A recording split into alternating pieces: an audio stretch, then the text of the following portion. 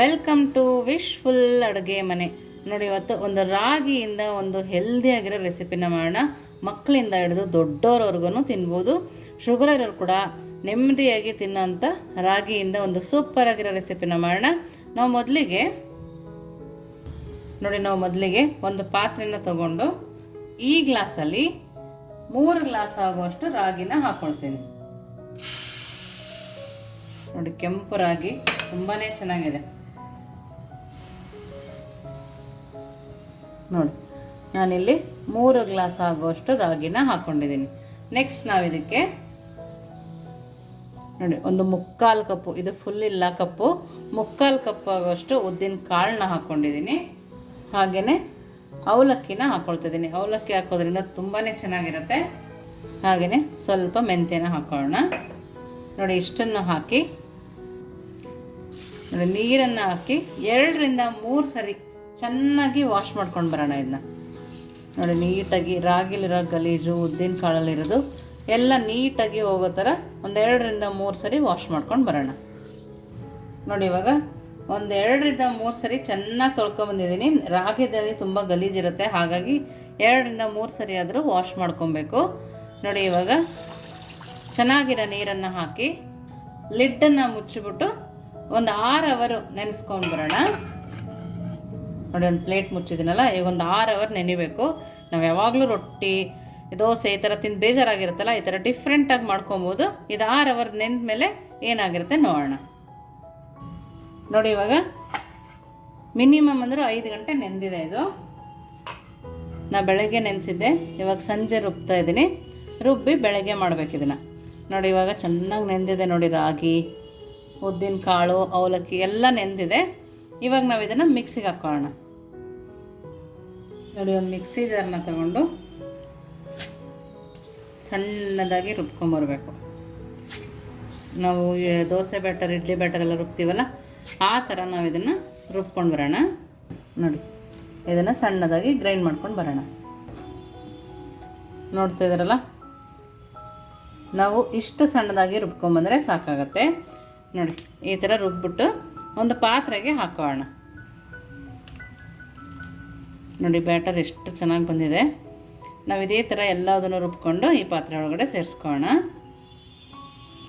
ನೋಡಿ, ಇನ್ನು ಸ್ವಲ್ಪ ಉಳಿದಿತ್ತಲ್ಲ, ಅದನ್ನು ಕೂಡ ರುಬ್ಬಿ ಇದಕ್ಕೆ ಹಾಕ್ಕೊಳ್ತಾ ಇದ್ದೀನಿ. ನೋಡಿ, ಅದೇ ಮಿಕ್ಸಿಗೆ ಜಾರಿಗೆ ಸ್ವಲ್ಪ ನೀರನ್ನು ಹಾಕಿ ಹಾಕ್ಕೊಳ್ತಾ ಇದ್ದೀನಿ. ಜಾಸ್ತಿ ನೀರನ್ನು ಹಾಕಿಲ್ಲ. ನೋಡಿ, ನಾನು ಇವಾಗಲೇ ರುಚಿಗೆ ತಕ್ಕಷ್ಟು ಉಪ್ಪನ್ನು ಹಾಕ್ಕೊಳ್ತಾ ಇದ್ದೀನಿ. ಉಪ್ಪನ್ನು ಹಾಕಿ ನೀಟಾಗಿ ಕೈ ಆಡಿಸ್ಕೊಳ್ಳೋಣ. ಉಪ್ಪು, ರಾಗಿ ಮತ್ತು ಎಲ್ಲ ರುಬ್ಬಿದ್ದೀವಲ್ಲ, ಉದ್ದಿನ ಬೇಳೆ ಎಲ್ಲ, ಅದಕ್ಕೆ ನೀಟಾಗಿ ಬೈಂಡ್ ಆಗಬೇಕು. ಆ ಥರ ಇವಾಗಲೇ ನಾವು ಕಲಿಸ್ಕೊಬೇಕು. ಬೆಳಗ್ಗೆ ಟೈಮು ಟಿಫನ್ ಏನು ಮಾಡೋದು, ಲಂಚ್ ಬಾಕ್ಸಿಗೆ ಅಂತ ಇರ್ತೀವಲ್ಲ, ಅದು ಸುಲಭವಾಗಿ ಮಾಡ್ಕೊಬೋದು. ಹಾಗೆಯೇ ಶುಗರ್ ಪೇಷಂಟಿಗೆ ಕೂಡ ರಾಗಿ ತುಂಬಾ ಒಳ್ಳೆಯದು. ಅವ್ರಿಗೆ ಕೂಡ ನಾವು ಅಡುಗೆ ಮಾಡೋಕ್ಕೆ ಕಷ್ಟ ಆಗೋಲ್ಲ. ಈ ಥರ ಮಾಡಿಟ್ಕೊಂಡ್ರೆ ಮಧ್ಯಾಹ್ನ ಬೇಕಿದ್ರೂ ಕೊಡ್ಬೋದು, ಬೆಳಗ್ಗೆ ರಾತ್ರಿ ಯಾವಾಗ ಬೇಕಿದ್ರೂ ಕೊಡ್ಬೋದು. ಬ್ಯಾಟರ್ ಒಂದು ರೆಡಿ ಇದ್ದರೆ ಸಾಕು, ಬೇಗ ಆಗೋಗುತ್ತೆ. ನೋಡಿ, ಈ ಥರ ಚೆನ್ನಾಗಿ ಬೀಟ್ ಮಾಡ್ಕೋಬೇಕು. ನೋಡಿ, ನಮಗೆ ಇಲ್ಲಿ ತನಕ ಹಿಟ್ಟು ಬಂದಿರೋದ್ರಿಂದ ಇದು ಮೇಲೆ ಉಕ್ಕುತ್ತೆ. ಇದನ್ನು ಇನ್ನೊಂದು ಪಾತ್ರೆಗೆ ಹಾಕಿ ಒಂದು ಪ್ಲೇಟ್ ಮುಚ್ಚಿ ಎತ್ತಿಟ್ಕೊಳ್ತೀನಿ.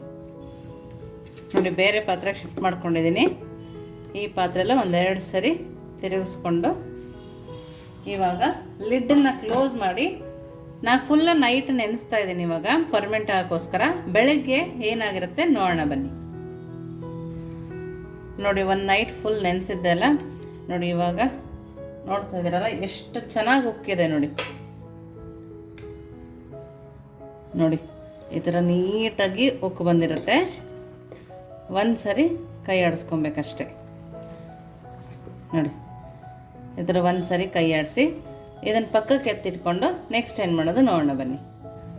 ನೋಡಿ, ಒಂದು ಮಿಕ್ಸಿ ಜಾರನ್ನ ತೊಗೊಂಡು ಹುರಿದಿರೋ ಕಡಲೆ ಬೀಜನ ಹಾಕ್ಕೊತಾ ಇದ್ದೀನಿ. 2 ಸ್ಪೂನ್ ಆಗೋಷ್ಟು ಕಡಲೆ ಬೀಜ ಇದೆ.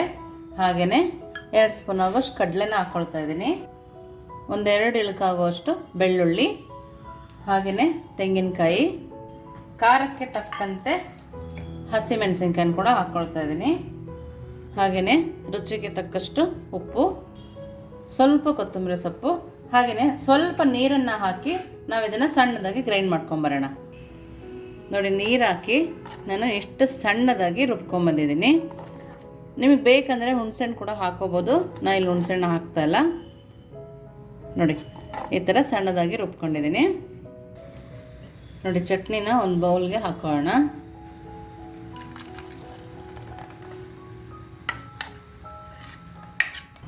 ಇವಾಗ ಇದಕ್ಕೆ ನೋಡಿ ಈ ಥರ ಮಾಡಿಟ್ಕೊಂಡಿರೋ ಎಣ್ಣೆ, ಸಾಸಿವೆ, ಉದ್ದಿನಬೇಳೆ, ಕರಿಬೇವಿನ ಸೊಪ್ಪು ಹಾಕಿ ಒಗ್ಗರಣೆನ ಕೊಟ್ಕೊಬಿಡೋಣ. ನೋಡಿ ಇವಾಗ ನೆಕ್ಸ್ಟ್ ಏನು ಮಾಡೋದು ನೋಡೋಣ ಬನ್ನಿ. ನೋಡಿ ಇವಾಗ ಇಡ್ಲಿ ಪ್ಲೇಟ್ನ ತಗೊಂಡು ಸ್ವಲ್ಪನೇ ಎಣ್ಣೆನ ಸರೋಕೊಳ್ತಾ ಇದ್ದೀನಿ. ಜಾಸ್ತಿ ಸರೋಕೊಳ್ಳೋದು ಬೇಕಾಗಲ್ಲ, ಸ್ವಲ್ಪ ಸರೋದ್ರೆ ಸಾಕಾಗತ್ತೆ. ನೋಡಿ ರಾಗಿ ಇಡ್ಲಿ ಬ್ಯಾಟರ್ನ ರೆಡಿ ಮಾಡ್ಕೊಂಡಿದ್ವಲ್ಲ, ಒಂದೊಂದೇ ಸೌಟಾಗಿ ತಗೊಂಡು ಹಾಕೋಬೇಕು. ನೋಡಿ ಈ ಥರ. ನೀವು ಇದಕ್ಕೆ ಕ್ಯಾರೆಟ್ ಬೇಕಿದ್ರೂ ಹಾಕೋಬೋದು. ನೋಡಿ ಶುಗರ್ ಇರೋರಿಗೆ ಕೂಡ ಈಸಿಯಾಗಿ ಮಾಡ್ಕೊಡ್ಬೋದು. ಏನು ಮಾಡ್ಕೊಡೋದು ಅಂತ ಅನ್ನೋದಕ್ಕಿಂತ, ಬರೀ ಮುದ್ದೆ ರೊಟ್ಟಿ ಮಾಡೋದಕ್ಕಿಂತ ಈ ಥರ ಇಡ್ಲಿ ಮಾಡಿಕೊಟ್ಟಾಗ ಸೂಪರಾಗಿರುತ್ತೆ, ಅವರಿಗೂ ಖುಷಿಯಾಗತ್ತೆ. ನೋಡಿ ಈ ಥರ. ನಾನು ಪಕ್ಕದಲ್ಲಿ ನೀರನ್ನು ಕೂಡ ಬಿಸಿ ಮಾಡೋಕ್ಕೆ ಇಟ್ಕೊಂಡಿದ್ದೆ. ಅದರೊಳಗಡೆ ನಾವೀಗ ಇದನ್ನು ಇಟ್ಕೊಳ್ಳೋಣ. ನೋಡಿ ನಾನಿಲ್ಲಿ ನೀರನ್ನು ಬಿಸಿಯಾಗಿ ಇಟ್ಕೊಂಡಿದ್ನಲ್ಲ, ನೋಡಿ ಚೆನ್ನಾಗಿ ಬಿಸಿಯಾಗಿದೆ ನೀರು. ನೀರು ಚೆನ್ನಾಗಿ ಬಿಸಿ ಆದ್ರೇ ನಮ್ಮ ಇಡ್ಲಿ ಚೆನ್ನಾಗಿ ಬರೋದು. ನೋಡಿ ಇದರೊಳಗಡೆ ಇಟ್ಕೊಳ್ಳೋಣ. ನೀವು ಮಕ್ಳಿಗೆ ಮಾಡ್ಕೊಡ್ತೀರಾ ಅಂದರೆ ಸಣ್ಣ ಪ್ಲೇಟ್ ಬರುತ್ತಲ್ಲ ಪುಟ್ಟ ಆಣಿ ಇಡ್ಲಿದು, ಅದರಲ್ಲಿ ಕೂಡ ಮಾಡ್ಕೊಡ್ಬೋದು. ನೋಡಿ ಇಡ್ಲಿ ಪ್ಲೇಟ್ನ ಇದರೊಳಗಡೆ ಇಟ್ಟು ಲಿಡ್ಡನ್ನು ಕ್ಲೋಸ್ ಮಾಡಿ 10 ನಿಮಿಷ ಮೀಡಿಯಮ್ ಫ್ಲೇಮಲ್ಲಿ ಇಟ್ಟೆ ಬೇಯಿಸ್ಕೊಬೇಕು. ನೋಡಿ 10 ನಿಮಿಷ ಆದಮೇಲೆ ನಾವು ನೋಡೋಣ. ನೋಡಿ 10 ನಿಮಿಷ ಆಗಿದೆ. ವಾವ್, ನೋಡ್ತಾ ಇದ್ದೀರಲ್ಲ ಇಡ್ಲಿ ಎಷ್ಟು ಚೆನ್ನಾಗಿ ಬಂದಿದೆ ಅಂತೇಳಿ. ನಾವೀಗ ಸ್ಟವ್ ಆಫ್ ಮಾಡಿ ಇದನ್ನು ಸ್ವಲ್ಪ ತಣ್ಣಗಾಗಿ ಇಟ್ಕೊಳ್ಳೋಣ. ನೋಡಿ ಇವಾಗ ಸ್ವಲ್ಪ ತಣ್ಣಗಾಗಿದೆ. ಜಾಸ್ತಿ ತಣ್ಣಗಾಕೇನು ಬಿಡೋ ಅವಶ್ಯಕತೆ ಇಲ್ಲ. ನೋಡಿ ಒಂದು ಸ್ಪೂನಿಗೆ ನೀರನ್ನು ಹತ್ಕೊಂಡು ಈ ಥರ ನಿಧಾನಕ್ಕೆ ತಕ್ಕೊಳ್ಳೋಣ. ನೋಡ್ತಾ ಇದ್ದೀರಲ್ಲ ಎಷ್ಟು ಚೆನ್ನಾಗಿ ಬಂದಿದೆ ನೋಡಿ. ಈ ಇಡ್ಲಿ ಒಂದು ಸರಿ ತಿನ್ನೋಕ್ಕೆ ಸ್ಟಾರ್ಟ್ ಮಾಡಿದರೆ ಮಾಮೂಲು ಇಡ್ಲಿನೂ ಬಿಟ್ಬಿಡ್ತೀರಾ, ಅಕ್ಕಿ ಇಡ್ಲಿನೂ ಬಿಟ್ಬಿಡ್ತೀರಾ, ಅಷ್ಟು ಚೆನ್ನಾಗಿರುತ್ತೆ ಇಡ್ಲಿ. ನೋಡಿ ಎಲ್ಲದನ್ನು ಇದೇ ಥರ ತಕ್ಕೊಳ್ಳೋಣ. ನೋಡಿ ಎಲ್ಲ ಇಡ್ಲಿನೂ ರೆಡಿ ಇದೆ. ನೋಡಿ ಒಂದೊಂದು ಇಡ್ಲಿನೂ ಎಷ್ಟು ಸಾಫ್ಟಾಗಿದೆ ನೋಡಿ, ತುಂಬ ಅಂದರೆ ತುಂಬ ಸಾಫ್ಟಾಗಿದೆ. ನೋಡಿ ಈ ಥರ ಎಲ್ಲ ಇಡ್ಲಿನೂ ಒಂದೇ ಸಲ ಮಾಡಿಕೊಂಡು ನಾವು ಸರ್ವ್ ಮಾಡ್ಬೋದು. ನೋಡಿ ಪ್ಲೇಟಿಗೆ 2 ಇಡ್ಲಿನ ಹಾಕ್ಕೊಂಡು ನಾವು ಮಾಡಿದ್ವಲ್ಲ ಚಟ್ನಿ, ಅದನ್ನು ಇದ್ರ ಮೇಲೆ ಹಾಕ್ಕೊಳ್ಳೋಣ. ನಿಮ್ಗೆ ಎಷ್ಟು ಬೇಕೋ ಅಷ್ಟು ಚಟ್ನಿನ ಹಾಕ್ಕೊಂಡು ತಿನ್ಬೋದು. ನೋಡ್ತಾ ಇದ್ದೀರಲ್ಲ ಎಷ್ಟು ಚೆನ್ನಾಗಿ ಕಾಣಿಸ್ತದೆ ನೋಡಿ. ಟೇಸ್ಟ್ ಕೂಡ ನೋಡಿ, ಚಟ್ನಿ ಸ್ಮೆಲ್ಲು ಸೂಪರಾಗಿ ಬರ್ತಾಯಿದೆ, ಇಡ್ಲಿ ಸ್ಮೆಲ್ಲು ಹಾಗೆ ಬರ್ತಾಯಿದೆ, ತುಂಬ ಚೆನ್ನಾಗಿದೆ. ನಿಜವಾಗ್ಲೂ ಒಂದು ಸರಿ ನೀವು ಈ ರಾಗಿ ಇಡ್ಲಿನ ತಿಂದರೆ ಇನ್ನೊಂದು ಸರಿ ಅಕ್ಕಿ ಇಡ್ಲಿ ತಿನ್ನಲ್ಲ, ಅಷ್ಟು ಚೆನ್ನಾಗಿದೆ. ನೀವು ಒಂದು ಸರಿ ಮಾಡಿ ಹೇಗಿತ್ತು ಅಂತ ವಿಶ್ಫುಲ್ ಅಡುಗೆ ಮನೆಗೆ ಕಮೆಂಟ್ ಮೂಲಕ ತಿಳಿಸೋದನ್ನು ಮರಿಬೇಡಿ. ನೀವು ಇನ್ನೂ ನಮ್ಮ ಚಾನಲ್ ಲೈಕ್ ಮಾಡಿಲ್ಲ ಅಂದರೆ ಲೈಕ್ ಮಾಡಿ, ಶೇರ್ ಮಾಡಿ, ಸಬ್ಸ್ಕ್ರೈಬ್ ಮಾಡಿ ವಿಶ್ಫುಲ್ ಅಡುಗೆ ಮನೆಗೆ. Thank you.